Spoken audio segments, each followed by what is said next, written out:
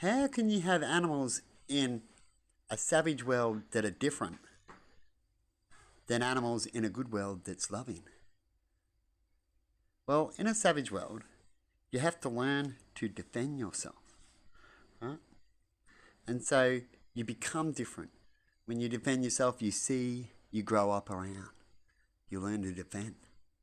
So you will act different in a savage world. Like people say, living in the hood's hard. You have to act different. Or being in a prison, right? And in a loving world, you can be more the best of you can be, as you'll get all the abilities handed easily, and things will be easy. And so a loving world is a good world, a little bit like a Peppa Pig world. Yes, Peppa Pig. And how I can explain this to you so you understand what I'm saying. You know how animals are all slightly different. We have like 3 different versions in a lot of things if you see 3 different sizes. And I'll talk about the versions of a cat. And you have cats, bobcat, and tigers. Right? They go up in different sizes, as you see. Not everything, but a lot of things. A lot of things always have one pattern or another. And with a tiger, they act just like a cat. And a domestic cat can be friendly to a bird, but it usually doesn't happen, does it? It's only because it grew up with it and it's got food around. It's in a loving world. Right?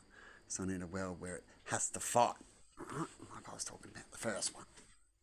If it's in that world, then it would eat the bird. It's nature, and it'll eat it when it gets hungry. It'll play with it. Have you ever seen a cat play with a mouse but not eat it? Right? They'll eat it when they're hungry. They don't just eat and keep eating, right? But they can kill for pleasure. A cat's a little bit like a human, right? It will kill to protect. Some animals are similar to that. And so when it comes to a big animal, a big tiger, well, it can like you just like it likes a bird. See, a little cat might like you more, and we can dominate it, and which is why we have cats, as we're the bigger threat in the end. The cat knows it can't kill us, so it won't attack too much unless it's fighting for its life, usually, right? And then by then it's too late when it comes to a big person like us. But when it comes to tigers, the big version of the same cat, so it's bigger, and now it can think different, you see, as well. See the different rules of thinking when it's in a different position as well. And then when that cat's in that position, now you can't treat it like the house cat, can you? You have to treat it differently. But if it likes you, just like a house cat, you have to treat it with love. Instead of the house cat, you don't have to. I'm sorry.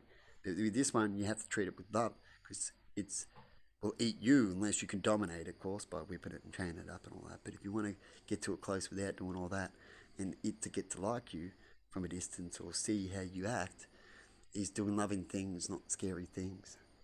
And then they'll love you to grow up with you as well, because as it grows up, it realizes you weren't going to hurt it, and so it treats you okay, doesn't it?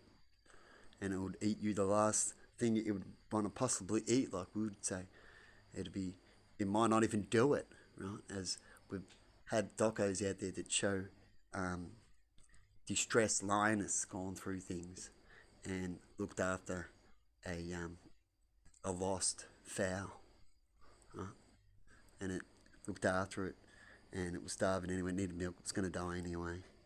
And the mother looked after it, fought off a few bad enemies if it could, and didn't eat it, and it was hungry herself, and ended up having a not too good of a story. I think she ended up having babies, and the babies went good, something like that. Okay, but anyway, go back to her and the fowl, and they end up getting eaten when there was just too many man-mindedness, and she couldn't take her life to defend it when she knew it was too much. She just left it, as she was just trying to help.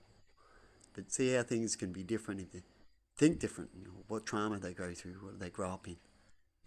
And if you believe that animals are all vicious, maybe because you're vicious in the world to it, you see. And so that's my point in the end, that animals aren't as vicious as you think. And animals may have been more friendlier back in Adam and Eve's day. And why don't we have Adam and Eve now? Why can't we go out bush, people? What would they say when there's lions and tigers and bears, oh my, in there? people get scared. But really, if you knew the right things and everyone did the same thing as you did when you went into that bush, so there was no really interruptions, because animals remember. And I want to stay. I don't want to go near you. I remember you. And so with the tiger thing, if you got a friendly tiger, it's because it grew up with you. But everyone else, it won't be friendly. That's why you'll notice that too. But if everyone's the same, and you do that mostly, right? And when tragedies happen, they don't see it, right? You do it mostly, and it can't be spread. Then animals would connect again. You see. But anyway, have a good one, and see you later.